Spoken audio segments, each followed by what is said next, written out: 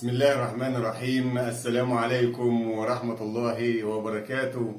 زي ما وعدت حضراتكم أعزائي المشاهدين إن في تهنئة قلبية من خلال صفحتي على الفيسبوك وقناتي على اليوتيوب لجمهور نادي الزمالك الكبير جدا، وعلى مستوى الوطن العربي وعلى مستوى مصرنا الحبيبة. والحقيقة فعلا أنا سعيد سعادة غامرة بهذا الفوز لنادي الزمالك، والحقيقة فعلا انتصار كبير جدا.